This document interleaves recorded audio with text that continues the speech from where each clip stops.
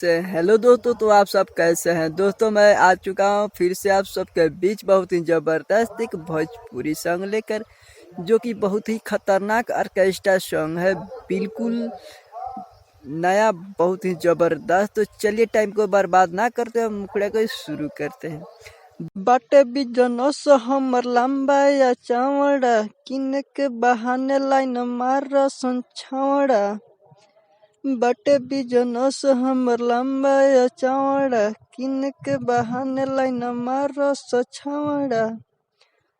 कहले सो हमारा से टेंशन ना पैसा के लीह,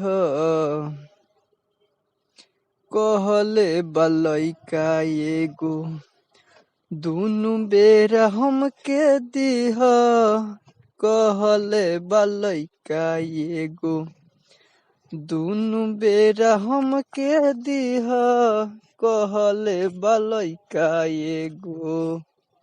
इसके बाद फर्स्ट अंतरा है, तो चलिए सुनाते हैं। बट गलत ओकर इरादा सखी, हमरा लागेला डर बड़ी दादा सखी। कितना दिन से रोज रोज आवेला, उ तो बोलेला बहुते ज्यादा सखी। बटे गलत ओकर इरादा सखी, हमरा लागेला डर बड़ी दादा सखी। कितना दिन से रोज रोज आवेला, उ तो बोलेला बहुते ज्यादा सखी।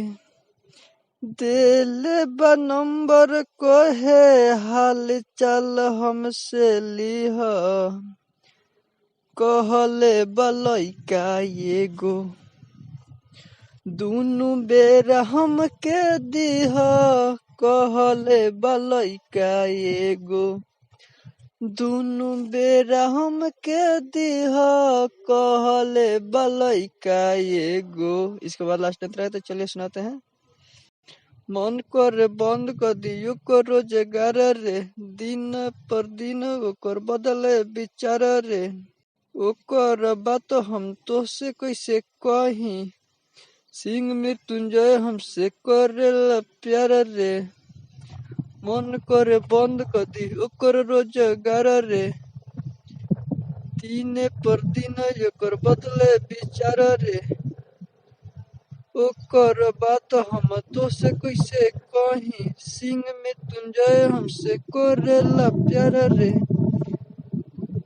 कहेला प्यार पाके गोरी तू जुग जुग जीह, कहेला लैका एगो दुनु बेरा हमके दीह, कहेला लैका एगो दुनु बेरा हमके दीह, कहेला लैका एगो। दोस्तों, यह वीडियो आपको अच्छा लगा हो तो वीडियो को ज़्यादा से ज़्यादा शेयर कीजिएगा। हमारे चैनल पर नए हैं तो चैनल को सब्सक्राइब जरूर कीजिएगा। ओके, फिर मिलते हैं नेक्स्ट वीडियो में, तब के लिए बाय बाय।